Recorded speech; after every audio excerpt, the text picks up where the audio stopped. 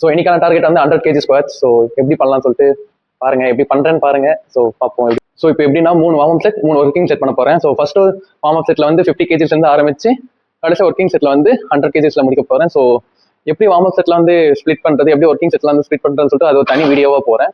So இப்போ வந்து நான் எப்படி ஒர்க் அவுட் பண்றது சொல்லிட்டு ஜஸ்ட் காட்டுறேன்.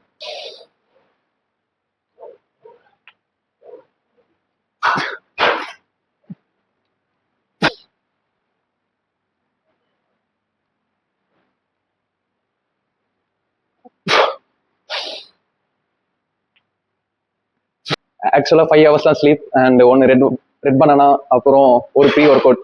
ஸோ எப்படி 100 kgs பண்ண போறேன்னு தெரியல. Let me try.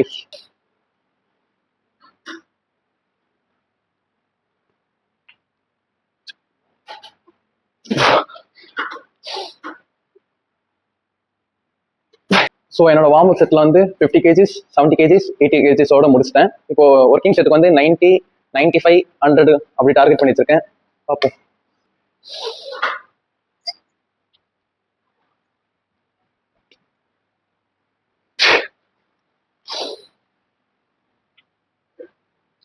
அப்புறம் ஒர்க்கிங் செட்ல வந்து 90 95 100 பிளான் பண்ணியிருந்தேன்.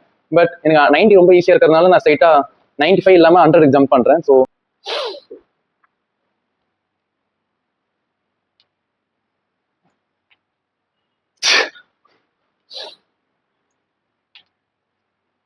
ஸோ 100 வந்து ரொம்ப ஈஸியாக இருந்துச்சு. நான் நெக்ஸ்ட் செட்டுக்கு வந்து 105 கூட புஷ் பண்ணலாம். பட் ஸ்டில் எனக்கு 100 kgல இன்னைக்கான டே முடிச்சுக்கணும். ஏன்னா 100 எனக்கு வந்து ஒரு புது பிஆர் மாதிரி தான். ஸோ ரொம்ப புஷ் பண்ணக்கூடாது. ஏன்னா இதுக்கப்புறம் எனக்கு பேட்மிண்டன் கிளாஸஸ், அதுக்கப்புறம் நிறைய கமிட்மெண்ட்ஸ்லாம் இருக்கு.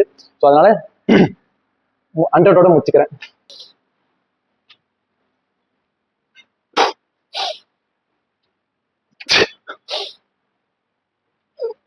ஆக்சுவலாக இன்னைக்கு வந்து 100 kg வந்து ரொம்ப டஃப்பான டாஸ்காக இருக்க போது நினச்சா அது ரொம்ப சிம்பிளாக முடிஞ்சிச்சு. ஏன்னா நேற்று 5 hours தான் தூங்கினேன். ப்ரீ ஒர்க் அவுட் அண்ட் வெறும் ஜஸ்ட் வாழைப்பழம் தான் சாப்பிட்டு வந்தேன். ஆனால் பட் எப்படி பண்ணேன்னு தெரியல. பட் ஸ்டில் பண்ணிட்டேன். ஸோ இந்த வீடியோ வந்து கொஞ்சம் சிம்பிளாகவே முடிஞ்சிருக்கும். ஏன்னா எனக்கு கஷ்டமா இருக்கும் நான் எதிர்பார்த்தேன். பட் 100 வந்து கொஞ்சம் நல்லா ஈஸி ஃப்ளோவாக இருந்துச்சு. அண்ட் இந்த ப்ரோக்ராமுக்கு எனக்கு புது பிஆர் இதுதான். ஹாப்பி. ஸோ இந்த மாதிரி யூஸ்லெஸ் கண்டென்ட்டுக்கு மறக்காம இந்த பேஜ் ஃபாலோ பண்ணிக்கோங்க.